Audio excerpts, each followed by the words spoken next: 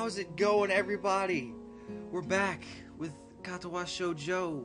It's been a while, I know. It's been a while since I recorded this.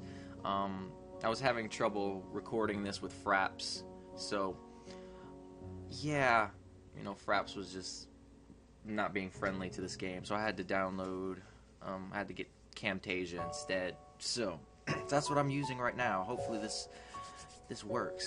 Anyway, when we last left off, we were here. Okay, what did she hear? So we just finished talking to that armless chick. I forgot her name. And now we're here with Misha, which I remember scared the crap out of me last episode. Just came out of nowhere. Like, holy crap. And look at those teeth. They seem pointy. Look at that hair. It's so swirly. It's like two tornadoes. Two giant pink tornadoes. Anyway. Misha. What did she hear? Oh, there's the music. Oh, this music is bumping.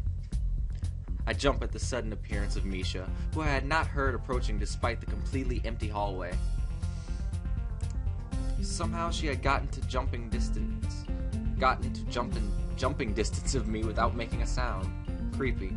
It briefly reminded me of Kenji's nutty theory about a global feminist conspiracy, but I pushed that thought aside. I'm just tripping over words right now, and then I just realized something. Give me 1 second.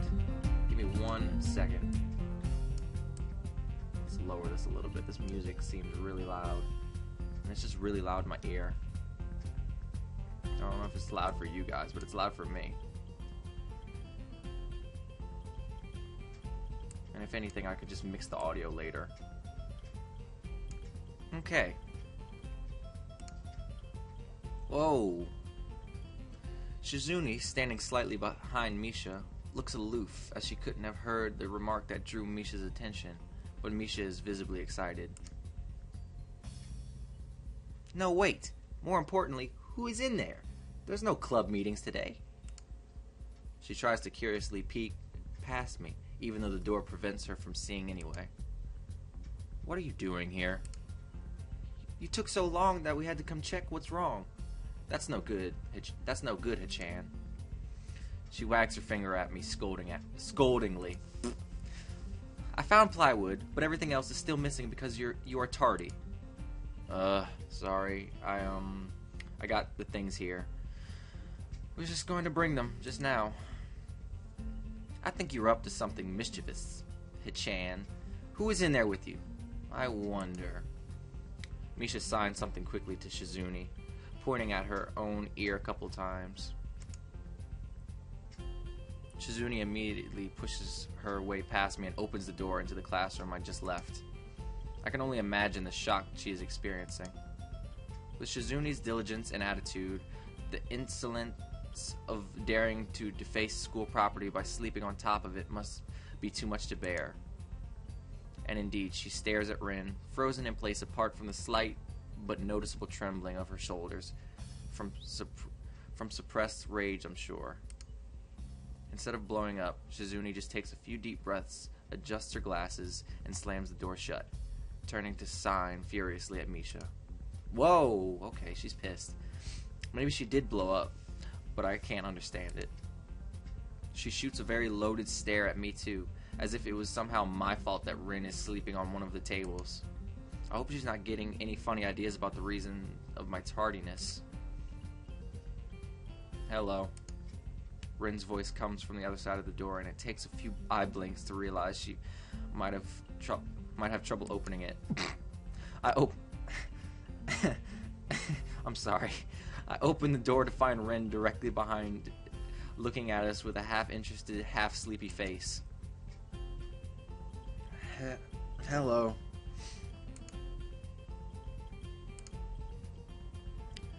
Miss Tezuka, what do you think you were doing?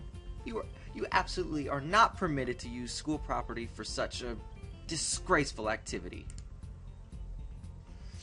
Oh god, it sure is suddenly very crowded in here. I didn't know I was this popular. I like this girl. It's hard to say whether she's happy or unhappy about this turn of events. At any rate, she ignores Shizune/Misha's scolding, so they have no choice but to drop the issue. Shizune taps Misha's shoulder, points at Ren, and makes some quick signs. Popularity aside, please don't do that anymore. Anyway, how's your project going? Will it be done for the festival? Rin looks at them blankly, apparently at ease under the pressure Shizune's cold stare is putting on her. I keep wondering about that myself, too. ... And...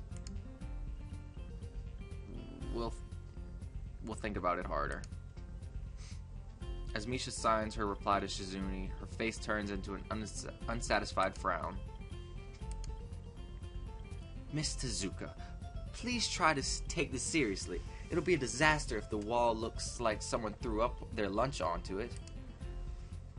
Rin nods assertively. We'll think more seriously. Misha actually giggles at that, but Shizune doesn't. Not even after translation. She just shakes her head, takes the materials from me, and takes off with Misha and Tao. Okay. Ren frowns thoughtfully as she looks after the retreating student council duo. How rude. It's true, though. I must finish my project before the weekend. There will be dire consequences if I don't. Due to the world as we know it. Like weekends usually are, but more dire. Much, much more dire. Maybe I'll postpone my nap to unforeseen future.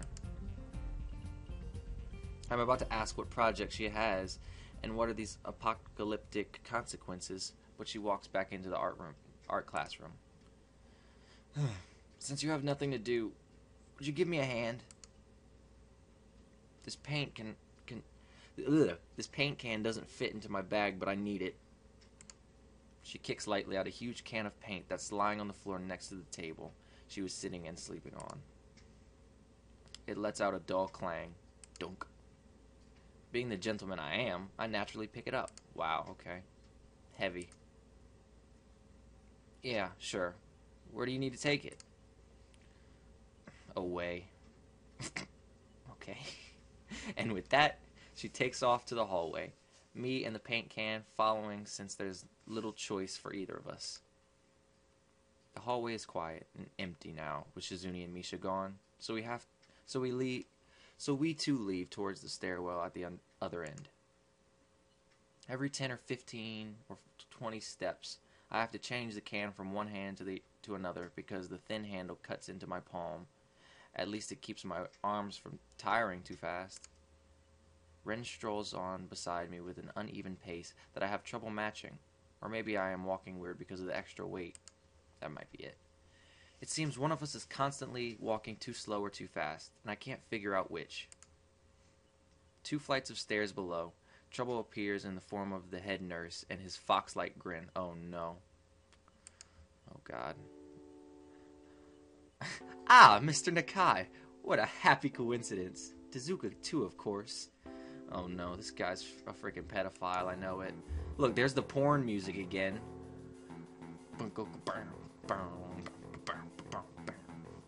Let's get it on. He nods courteously to Rin, who does not acknowledge him back. Then turns to me because obviously it's me who he had some business with. There's something I forgot to mention on Monday. Oh no. I nod and wait impassively because I can't even begin to guess what he forgot. The feeling of the handle delving deeper into my skin doesn't make me feel enthusiastic about this interruption either. It's about your medications. Since you haven't been that long on your current medications, there might be some unexpected side effects, which might require adjusting dosages or even changing to another kind of medication. So we will do a few tests regularly. But what I'd want is for you to keep an eye on everything in your condition that feels off, if you get what I mean. Oh no. Nausea, headache, anything. And come see me if something happens, okay? Yeah, alright.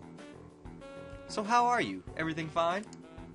I give up and drop the can to the floor before answering him. Apparently, this takes longer than my biceps can handle. I'm about to say something generic as an answer, but then I realize how often I've done that lately. Other people have asked me that too. Teachers and students here, my parents, visitors, nurses, doctors at the hospital. Everyone seems to be concerned about that. It's natural for a hospital, not so much for a school. Except this school.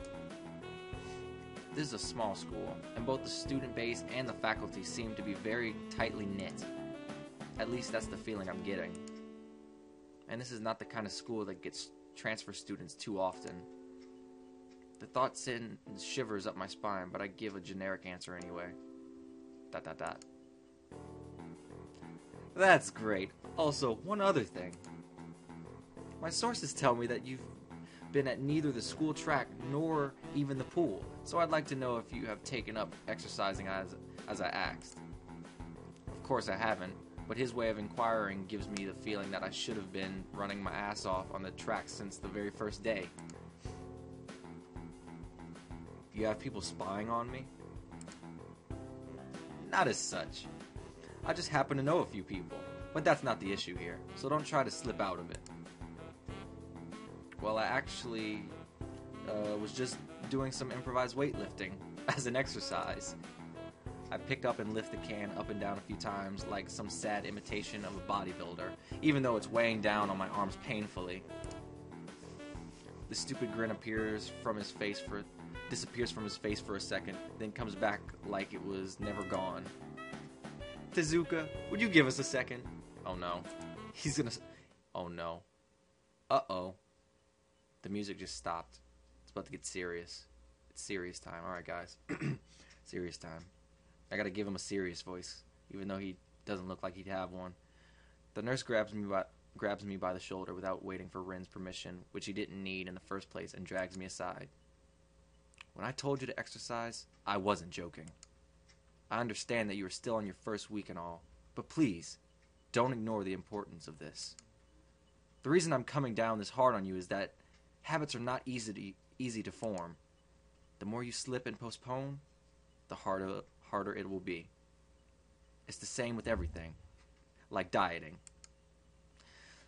Can you promise me to be more serious about this from now on? Do we want to exercise? Yeah, we'll do it. We gotta. Yeah, I promise. Definitely. He studies me for a moment and then shrugs, smiling again. Okay, that's more like it. What? Oh God. Things just got very upbeat again. If you go to the school track tomorrow morning, you'll meet my spy, who probably has no qualms offering consultation to you if you want to jog a bit. Consultation? See you around. Oh God. He leaves with a wave of his hand and no answer, and I walk to Rin, who has been waiting idly leaning against the hallway wall and staring at the pale lighting fixtures in the ceiling. Even when I approach, she doesn't move her eyes off them.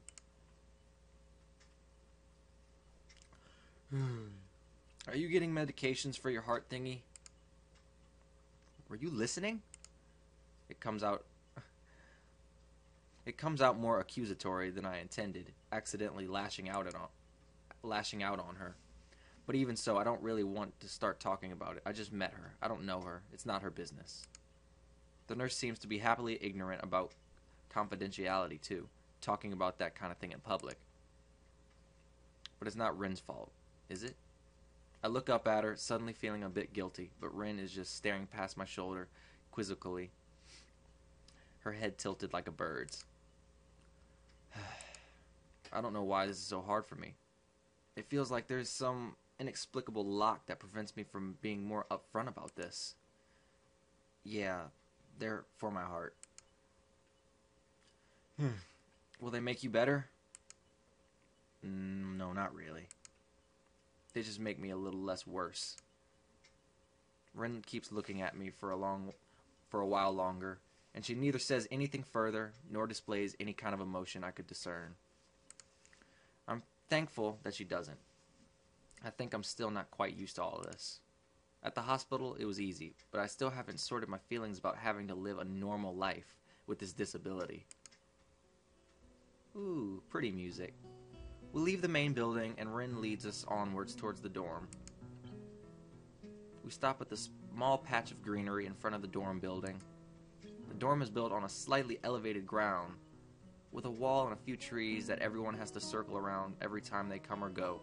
It's probably the only inconvenient design in this school. The entire wall, made of the same kind of brick as the building itself, has been covered with some sort of a painting. Most of it still mere sketches, quick lines drawn with black and white against the gray plastering that covers almost the entire length of the wall, but some places look a little bit more finished. There are human faces and legs and hands. I can't quite say that what the painting as a whole might portray. Stacks of what seem to be paint cans are arranged in piles on the ground besides the wall. See? The left side is hardly off the ground yet. It's because I couldn't get in the mood yesterday, so I gave up and went to meditate instead. Then it was suddenly morning. I have to work on it, but the guys from art class are helping with the negative spaces and base surfaces which is a problem. It's easier to paint big areas if there are a lot more people with hands. The reach is better, and it's faster too. She goes on a tangent of a tangent, waving a little with her arm, or whatever of it there actually is, to demonstrate even though I got the point already. The white cotton on her sleeve flaps around, and it makes me think it could look sadder than it does. But it makes me feel out of place, like almost every tangible reminder of the student base's special properties has in the past few days. This girl doesn't notice my dreary feelings, of course, or the fact that she lost me a while ago already, and just keeps on blabbering.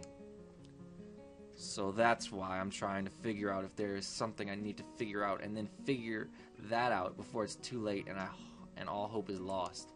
What? Why would all hope be lost? Because paint has to be painted, and then it has to dry, and then it has to be painted over with another kind of paint. Duh, it takes time. Okay. She finally stops, apparently thinking she made some kind of statement that makes sense. Yeah, that didn't make any sense. Well, I guess it made sense, but it's just unnecessary, I guess. I think it's the best to start from the top. So, this is your project? You did this? Yes, yes. All of it? Yes. Nice, but I stumble with my words, suddenly feeling like I've walked straight into the minefield of political incorrectness. Yeah, you did. I already know what you're about to say. It's okay. You can say it. I probably won't get mad. I like how she's still tired in my voice. I blush really hard. I don't really know what would be the right thing to say, if any. It feels that I'm way more sensitive than Rin is, though. This is really awkward. Don't you want to ask? How do you paint without your hands? Oh no. God dang it, Hasao. You idiot. See, I'm an easy person to talk to, right? With my feet. Oh, okay. Of course you paint with your feet. I almost guessed that already, but isn't that hard too? You're good at guessing. Anyway, I don't think it is, but maybe I'm used to it by now. I can't get my mind around the fact that she could be an artist, but seeing how adept she was using her feet to eat, I figure painting might not be a problem either. Neither of us has anything more to add to the subject. The afternoon light works pretty well. I was afraid it would look too flat, but it's not like that after all. I think it's actually pretty interesting. I wanted to see what it looks like in dim light. Do you think it's flat? Well, painting tends to be flat. Not like that flat.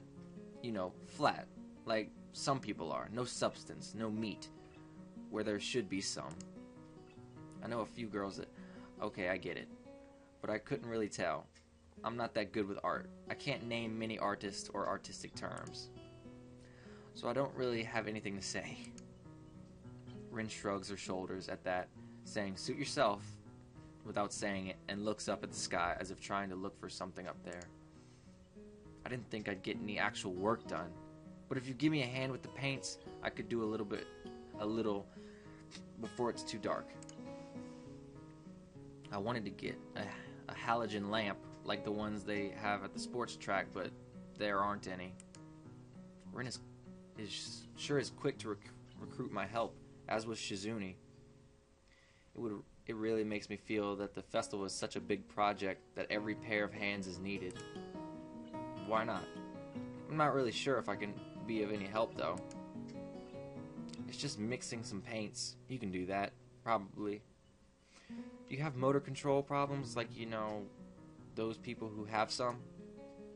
Cerebral palsy, maybe? Cerebral palsy. Not that I know of. I get it. Heart thingy has nothing to do with that. She gives me a sly look for no reason. No, it doesn't. Let's do it then. So she sits on an empty wooden box and very naturally picks up a wide brush between the toes of her bare right foot.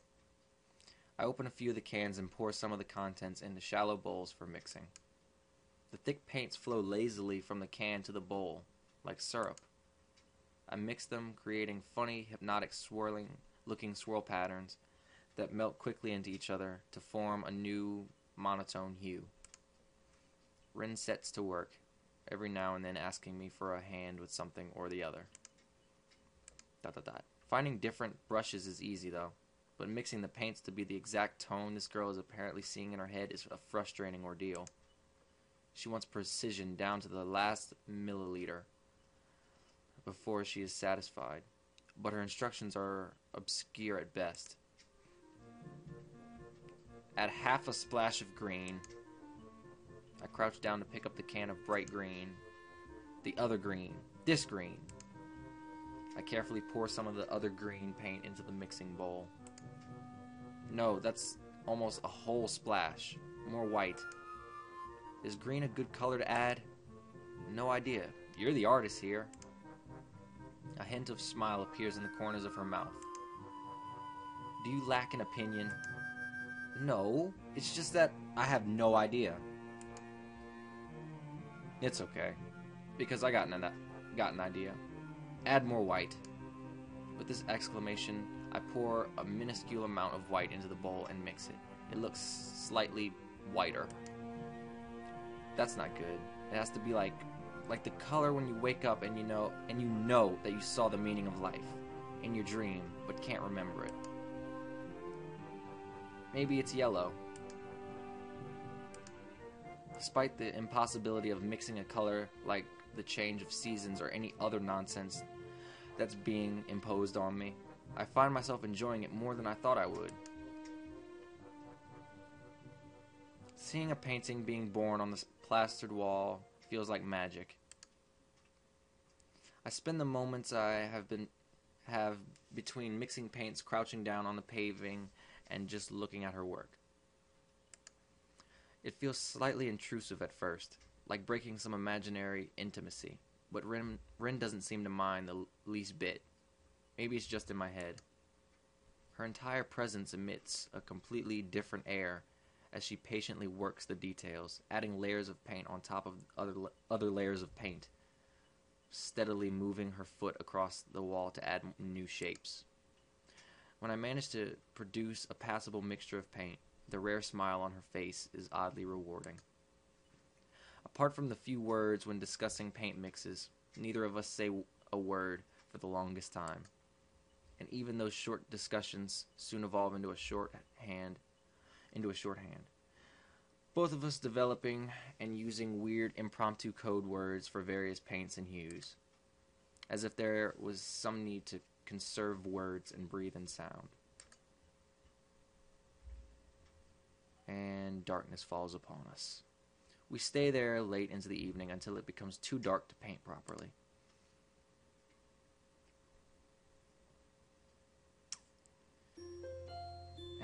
there's the loading screen.